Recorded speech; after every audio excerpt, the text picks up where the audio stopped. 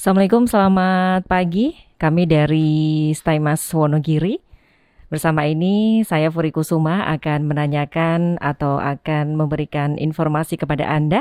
Dan kita bersama Bapak Dr. Andes Bambang Haryanto MM selaku Kepala Pelaksana BPBD Kabupaten Wonogiri, di mana di pagi hari ini kami akan menanyakan informasi terkait bencana yang ada di Wonogiri. Selamat pagi Bapak Bambang.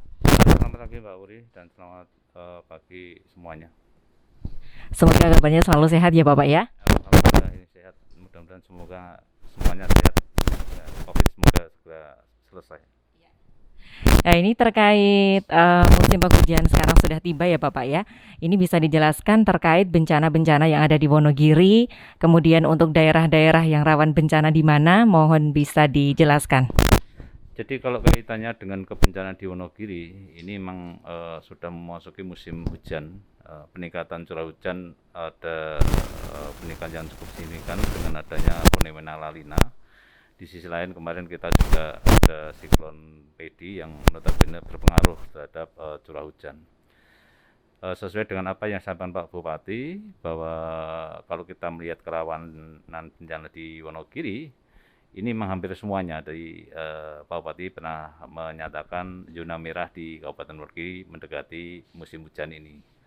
Kemudian perlu disampaikan untuk bencana di Wonogiri ini keterkaitan dengan bencana hidrometeorologi dan juga geologi. Jadi ada banjir, ada tanah longsor, kemudian juga ada angin, gempa juga ada, dan tsunami. Kebetulan kita punya wilayah pantai yang notabene sepanjang 9 km.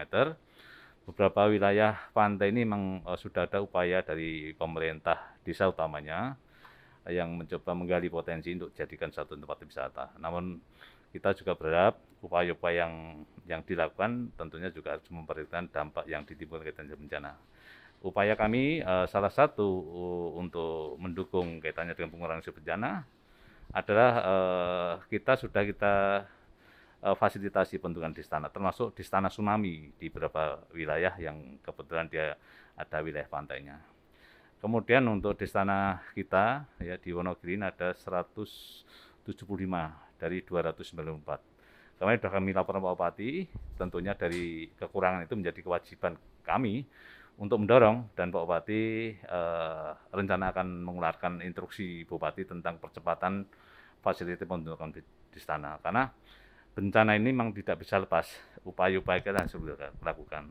Kalau kita bicara masalah manajemen kebencanaan, itu kan sebenarnya ada 3. Yang pertama adalah pra bencana, kemudian tangkap bencana, yang ketiga pasca bencana. Kalau di Wonogiri memang di BPBD orientasinya kepada pra bencana. Jadi upaya-upaya mitigasi yang akan kita lakukan. Beberapa wilayah yang sudah di istana, kemudian di sisi lain kita juga ada gerakan, sebagaimana nanti bisa dilihat di depan, di samping kantor itu, kita ada gerakan Dur Nandur.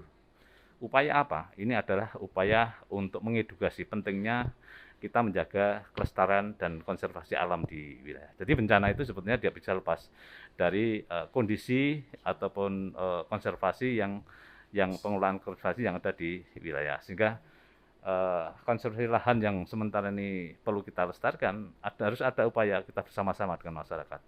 Termasuk juga kalau kita bicara masalah kebersamaannya, termasuk teman-teman media ini yang harus kita dorong agar nanti bisa mengedukasi secara bersama-sama agar masyarakat ada satu tingkat kesadaran pentingnya pengurangan risikonya dalam rangka untuk mengurangi risiko yang tinggi. Karena risiko bencana itu kan ada 3, risiko korban, kemudian kerugian, kemudian kerusakan. Ini kita mencoba untuk bagaimana agar ketiga risiko ini bisa diminimasi. Demikian. Bisa dijelaskan untuk daerah-daerah yang rawan bencana per November ini atau mungkin yang akan datang sudah diprediksi untuk per Desember atau per Januari 2022 ini Bapak? Bencana mana yang mungkin terjadi di daerah mana di Kabupaten Wonogiri khususnya? Kalau bencana gunung meletus ini sudah muncul ya, termasuk kemarin beberapa wilayah ada di Jatiroto, kemudian di Jatiroto Tengah Longsor, kemudian juga di Tirtomoyo, kemudian Praji ada banjir. Kemudian banjir ini kalau di Wonogiri ada 3 nih, ada banjir bandang, kemudian banjir genangan, dan banjir luang. Ini yang mungkin tidak ada di wilayah lain. Tentunya ini harus disikapi, upaya-upaya apa yang harus dilakukan. Kemudian di sisi lain juga kemarin banjir bandang juga bisa mengakibatkan dampak, salah satunya infrastruktur. Jadi infrastruktur di daerah Romoke juga berdampak juga. Kemudian beberapa wilayah juga ada dampaknya, masuk Wonogiri kemarin juga ada pohon tumbang menimpa salah satu rumah. Alhamdulillah yang terpenting adalah tidak ada korban jiwa. Ini yang kita, termasuk Karangtengah kemarin juga ada sebuah garasi tertimpa longsoran tanah. Sehingga kita juga berharap masyarakat yang berada di daerah tebing utamanya, ataupun mungkin di bawah tebing, karena masyarakat kita memang tidak bisa lepas. Di Wonogiri ini banyak tebing yang notabene tingkat kecurangannya cukup tinggi, tapi masyarakat punyanya lahan di situ. Oleh karena itu, upaya bagaimana harmonisasi masyarakat dengan lahan yang mereka tempati agar nanti tidak terjadi dampak yang tidak, tentunya yang tidak kita inginkan. Untuk langkah-langkahnya dan mungkin untuk sosialisasi kepada masyarakat tersendiri bagaimana Bapak? Ya, setelah kita ada teman-teman kita, kebetulan ada teman-teman relawan, kita punya forum pengurangan risiko bencana, yang itu merupakan satu wadah teman-teman relawan yang tergabung di komunitas. Ada beberapa komunitas yang masuk di situ, jadi ada PMI, ada SAR, ada Tagana, ada Senkom, ada termasuk relawan disabilitas kami punya. Mereka merupakan satu orang-orang pilihan yang notabene mereka tidak hanya sekedar dalam hal prabencana, pada saat bencana pun mereka juga terlibat. Nah, mereka orang pilihan yang notabene kita jadikan pionir untuk bisa memberikan satu edukasi masyarakat, termasuk relawan-relawan desa. Karena punya Destana itu kita ada 5.115 relawan dan di masing-masing desa. Dan mereka juga salah satu upaya kami untuk kita dorong agar mereka juga bisa mengedukasi baik dirinya sendiri maupun keluarga sampai ke tetangga, termasuk di warga di desa.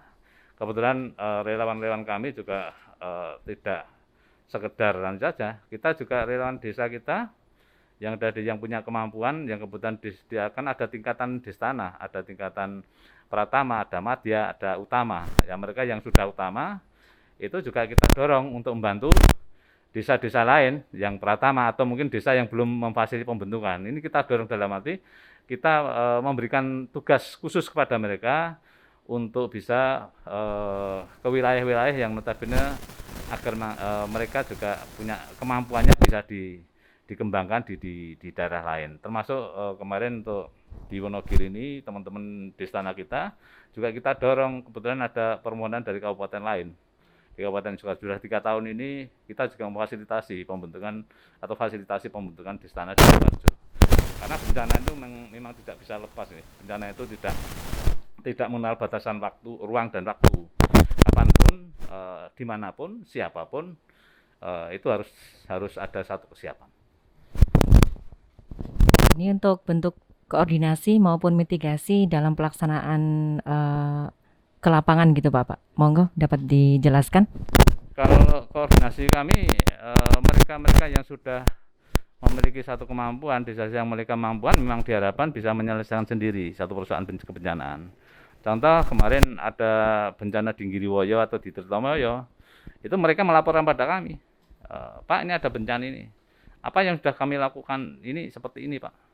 Nah, sementara apa yang kira-kira dibutuhkan Tembonsah Pak, ini sudah kami berdayakan teman-teman. Ini suatu bentuk upaya membuka keran potensi wilayah itu, potensi di tingkatan desa itu ada satu kemandirian.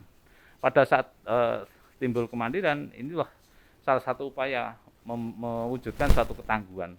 Karena goalnya kita adalah membangun ketangguhan masyarakat yang nantinya tidak hanya ke masyarakat tapi juga ketangguhan desa, ketangguhan wilayah kecamatan, kabupaten sampai nasional. Nah, sehingga ini salah satu upaya kami bagaimana membangun ketangguhan ini mulai diawali dari diri sendiri, keluarga, kemudian lingkungan, desa, kecamatan sampai ke tingkat pusat nanti. Ini yang yang kita dorong. Untuk koordinasi kita enggak ada masalah. Kita kan kalau kita koordinasi teman-teman yang ada di wilayah itu sudah pernah kita secara profesional. Karena kebencanaan itu dibutuhkan waktu yang cepat, sehingga kita cukup WA, kadang-kadang di WA, kadang telepon, ya. Dan mereka juga bisa menerima.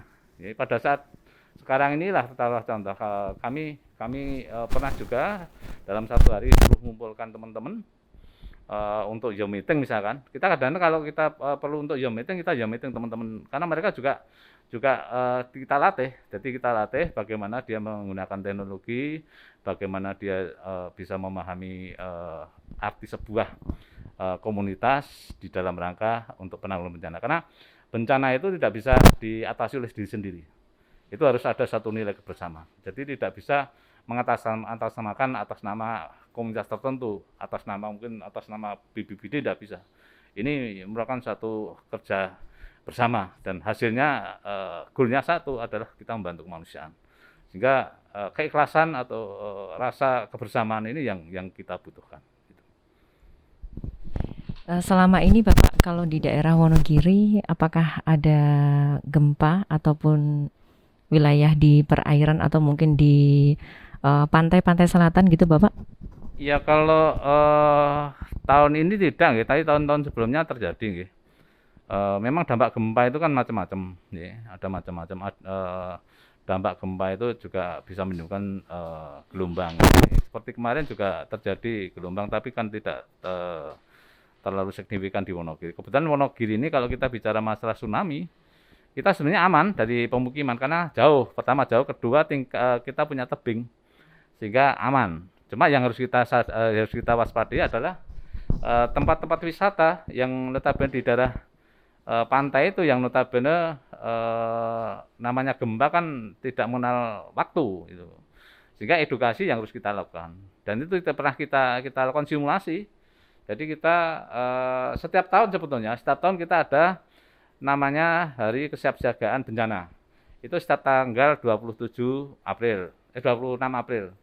26 April kita melakukan kegiatan simulasi, baik itu simulasi gempa, kemudian simulasi banjir, termasuk tsunami. Nah, ini kita sudah mencoba untuk bersama-sama masyarakat, melibatkan tidak hanya dari teman-teman relawan, tapi juga masyarakat, termasuk aparat desa, TNI, Polri, ya. Juga pelaku usaha, termasuk pengunjung. Ini kita kemarin libatkan, pengunjung pun kita libatkan agar apa? Dia punya kemampuan, karena mereka yang sering ke pantai berarti dia juga hobinya ke pantai. Jadi sebisa mungkin dia harus punya kemampuan untuk penyelamatan dirinya. Karena kalau kita bicara upaya untuk keselamatan, ya, kalau kita selamat itu yang terpenting adalah kemampuan diri itu sendiri. Ya. Karena kemampuan diri sendiri itu sekitar 34% itu kemampuan mereka harus bisa menyiapkan dirinya. Baru nanti kalau keluarga itu 33%, kemudian baru tetangga itu 27%. Kalau kita yang tim itu aja hanya 2,1% itu. Sehingga upaya kita adalah membangun ketangguhan diri sendiri itu yang akan kita wujudkan. Alhamdulillah teman-teman di masing-masing desa ya, selama ini setelah terjadi bencana tidak terjadi dampak yang cukup signifikan. Seperti kemarin di Gerdu itu kan ada tanah longsor. Alhamdulillah ternyata juga tidak ada korban jiwa dan hanya luka ringan, dan kita juga koordinasi dengan teman-teman dari pihak kesehatan untuk dilakukan upaya-upaya perawatan termasuk pendampingan, karena mereka kan yang terkena gempa itu atau bencana itu biasanya kan dia trauma. Ini kan harus ada satu pendampingan namanya trauma healing agar mereka itu tidak trauma, penyakit traumanya bisa dihilangkan. Saya kira demikian. Nah, ini untuk daerah-daerah yang di sekitar hulu sungai atau mungkin dekat-dekat sungai ini, biasanya kalau pas musim hujan seperti ini terus akan terjadi banjir gitu ya Pak ya. Nah, ini untuk antisipasinya bagaimana, penanggulangannya bagaimana, kok kenapa sering gitu loh di daerah tersebut itu pasti selalu banjir kalau pas ada hujan lebat atau hujan deras? Kalau banjir itu kan sebetulnya kan karena hujan ya, hujan jelas. Bencana itu sebenarnya ada tanda-tanda. Jadi kalau banjir atau mungkin tanah longsor itu biasanya kan pada saat musim hujan. Banjir itu bisa diakibatkan karena bentuk sungai, alur sungai. Jadi sungai itu sekarang kan sudah mulai harus ada satu perubahan. Kita tidak bicara masalah sungai lah. Contoh yang got aja atau saluran air aja. Kita tahu saluran air yang ada di daerah perkotaan itu sering meluap. Ya, itu karena apa? Salurannya kan buatan dulu. Dia tidak memperhitungkan masa sekarang itu mobilitas penduduk kan semakin banyak. Kemudian masyarakat itu kan dengan mudahnya ya, tidak mengolah air. Jadi semua air itu kan dibuang ke saluran. Ini kan salah. Seharusnya harus ditampung di tempat apa ya, semacam sumur resapan atau bivori, sehingga air itu tidak langsung ke sungai. Ya, pada saat semua dialirkan ke sungai, ini akan meningkatkan kapasitas. Padahal kapasitasnya terbatas. Ya, oleh karena itu memang kemarin sudah kita koordinasikan dengan teman-teman DPU untuk melakukan langkah-langkah mitigasi struktural. Kalau kita bicara masalah mitigasi itu kan ada dua, mitigasi struktural dan mitigasi non struktural. Kalau yang struktural yang kaitannya dengan sifatnya lebih ke arah fisik. Nah, kemudian kalau kita bicara sungai-sungai yang ada di wilayah, ini kita tahu bahwa setiap ada bencana banjir, itu akan merubah bentuk sungai. Otomatis. Perubahan bentuk itu yaitu adanya sedimen. Otomatis akan terjadi tambahan sedimen.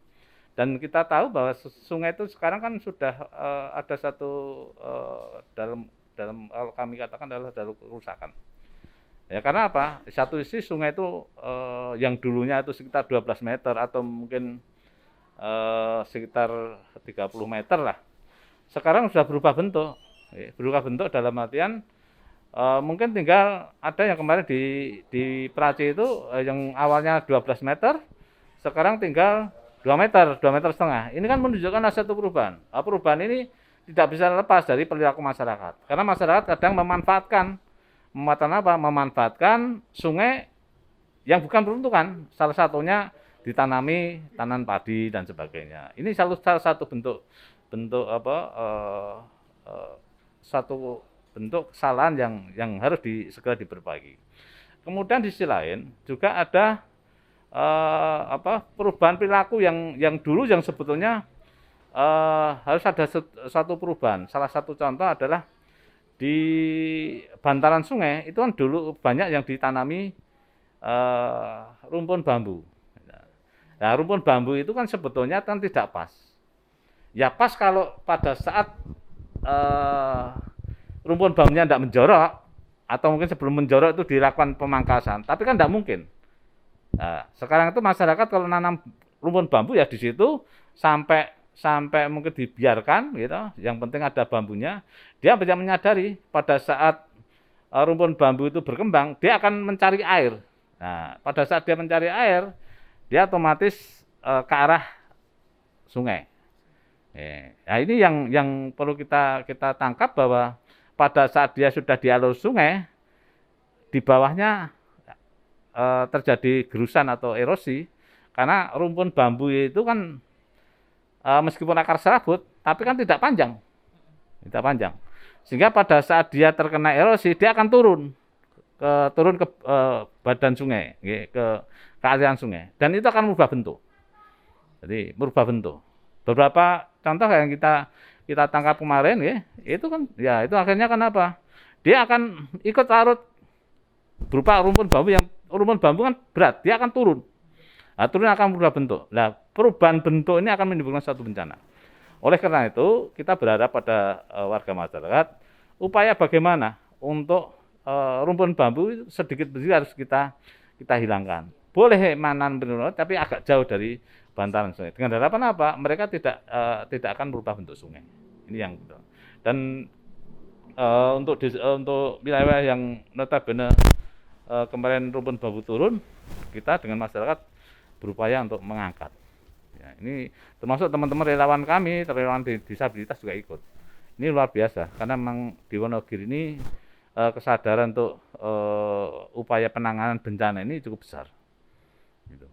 Nah, ini untuk rumpun bambu tersebut tadi yang sudah dipangkas atau mungkin sudah dihilangkan, nanti bisa ditanami apa gitu Bapak yang bisa untuk mencegah banjir, tanaman seperti apa gitu Bapak? Ya kita sepertinya kita ada di BBD ini kita punya vetiver.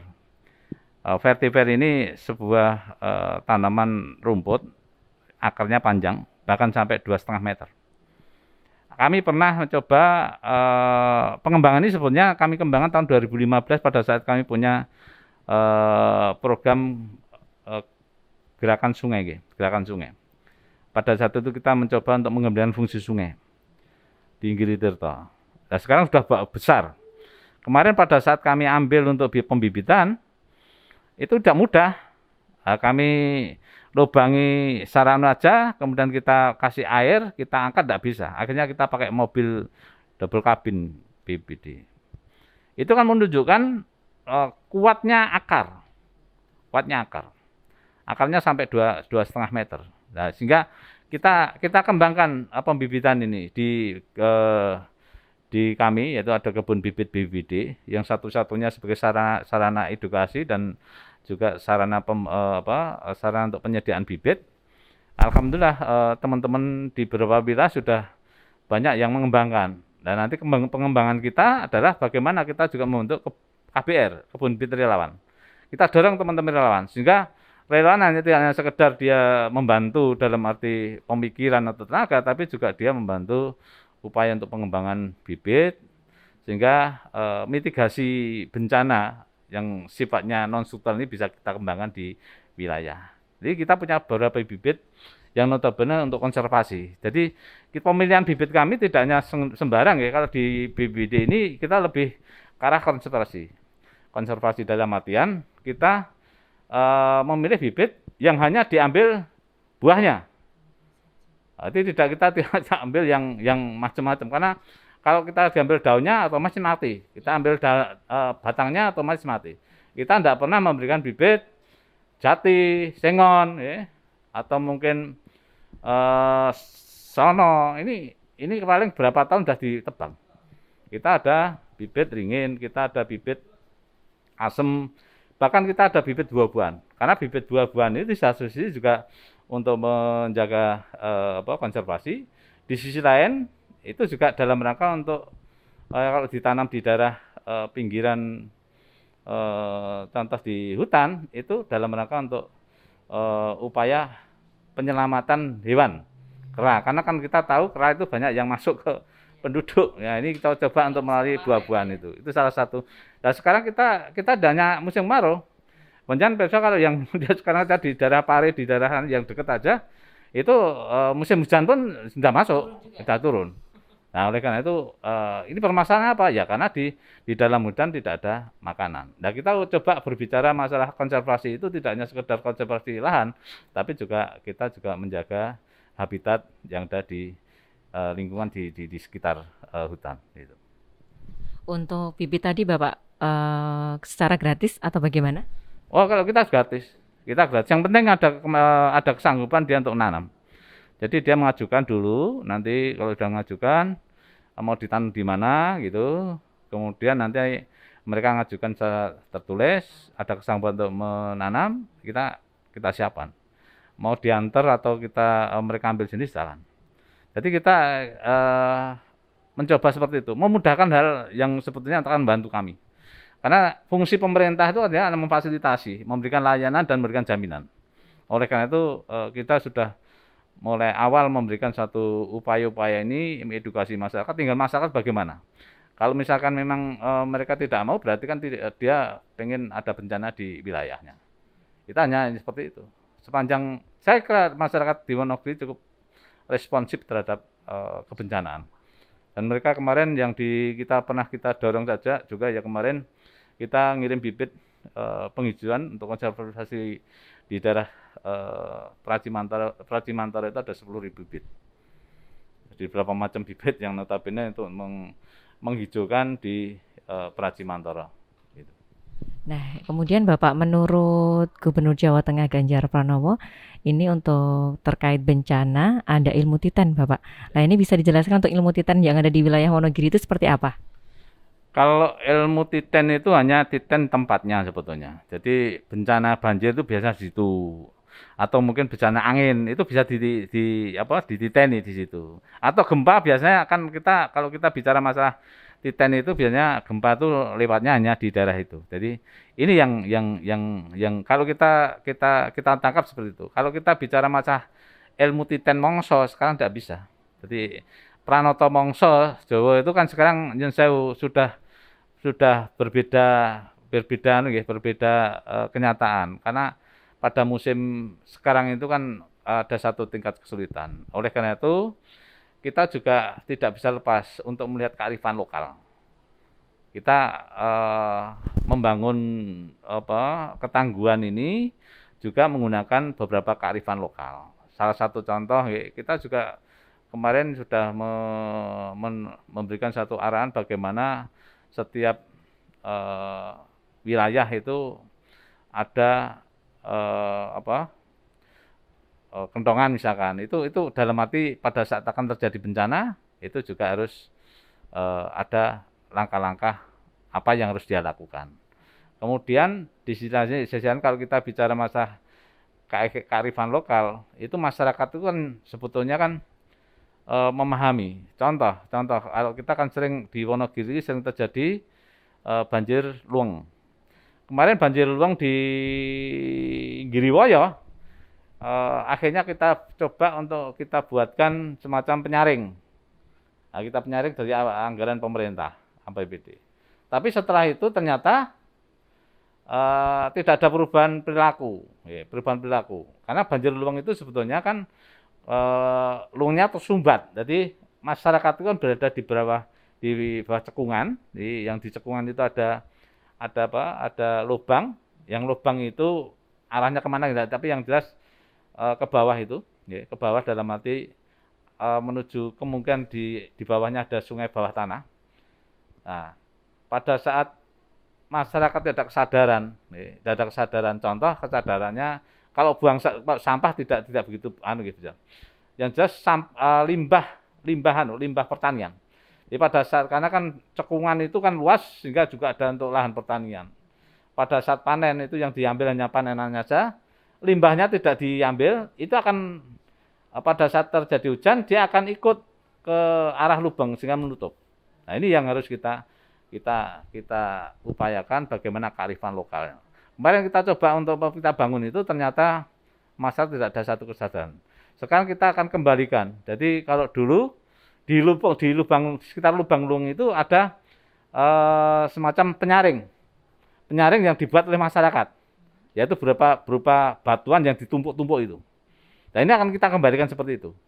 Harapannya apa? Agar dengan model seperti itu yang membuat masyarakat mereka akan ada satu tingkat kesadaran. Kalau dia membuat sendiri, tapi kalau kita buatkan kadang-kadang dia akan terlena. Tapi kalau dia yang membuat sendiri, insya Allah ada satu tingkat kesadaran. Nah, dengan tingkat kesadaran ini mereka akan membuat jadwal misalnya kapan harus bersih-bersih gitu. Jadi kita kadang-kadang kan kalau tidak kita dorong, masyarakat kadang-kadang tidak kurang begitu memahami. Ya, sehingga kita coba kemarin di Eromoko itu juga kita dorong. Alhamdulillah kemarin tidak ada bencana banjir luweng. Salah satunya adalah mereka sudah satu tingkat kesadaran. Ini akan kita bangun terus. Di sisi lain memang banjir luweng itu memang tidak bisa lepas. Jadi kadang-kadang lubang luweng itu memang sudah tertutup lama, hilang. Nah, itu yang kadang-kadang harus kita cari. Nah, ini sementara baru kita kerjasama dengan Badan Geologi, dengan teman-teman Universitas UGM, yang notabene kemarin kita kerjasama dengan Dekan UGM yang memahami geologi untuk kita minta dukungan, karena itu kalau kita tidak menggunakan peralatan penelitian untuk survei itu, dan kita lakukan insya Allah nanti dalam waktu dekat teman-teman dari UGM akan membantu kami. Gitu. Nah ini Bapak, ini kok kayaknya alatnya canggih apa gimana? Bisa dijelaskan ini untuk WRS Warning Receiver System Bapak? Ya, kalau kita bicara masalah WRS ini sebetulnya kan kami mendapatkan bantuan dari peralatan ini dari BMKG. intinya adalah untuk memberikan satu informasi keberadaan gempa. Jadi setiap hari real time kita dapat informasi ini. Dan ini pada saat bencana informasi gempa ini lebih dari 5 skala Richter, ini dia akan memberikan kami melalui langsung pesan, jadi pesan singkat itu biasanya itu. Ini sebagai salah satu dasar kami untuk melakukan langkah-langkah upaya pengurangan risiko bencana. Ini termasuk kalau kita katakan ini termasuk early warning system, jadi peringatan dini. Jadi kita punya peralatan ini, kemudian kita juga ada peringatan dini atau EWS longsor, kita EWS banjir ini yang sudah kita pasang ada. Ini kami barusan proses dapat dari BNPB, yang insya Allah nanti akan segera kita fungsikan juga. Jadi ada EWS itu peringatan dini bencana itu ada banjir, ada longsor, kemudian ada gempa. Nah ini yang kita yang ditayang ini ada EWS gempa. Jadi tapi di sisi lain memang kita sudah dorong pada masyarakat. Jangan kita hanya terpancang pada peralatan, karena peralatan itu ada batasan. Yang terpenting bagaimana kalau kita bicara di ilmu titen, ya kita ilmu titen atau kearifan lokal ini kita gunakan itu. Contoh, kalau ada gempa itu sebelum ada gempa saya ada tanda-tandanya. Salah satu contoh ada makhluk hidup yang di dalam itu akan keluar. Ini salah satu contoh. Kemudian kalau terjadi kaitannya dengan banjir, itu biasanya kan terjadi hujan. Kalau kita terjadi peningkatan curah hujan atau peningkatan air, itu akan terjadi banjir. Kemudian juga kalau kita bicara masalah tanah longsor, itu biasanya juga akan muncul aliran-aliran yang biasanya tidak muncul, di tebing itu akan muncul. Kemudian di sisi lain juga ada terjadi rekan. Nah ini yang harus masyarakat sudah kita dorong. Jadi makanya setiap ada keretakan tanah itu bagaimana mereka harus ada upaya tak penutup. Karena bencana utamanya bencana longsor itu bisa terjadi karena tata kelola air. Sehingga kita dorong masyarakat pada saat terjadi rekan tanah itu segera ditutup, kemudian dialirkan ke aliran air agar nanti tidak menyatu di situ. Karena pada saat terjadi penumpukan air itu akan memicu longsor.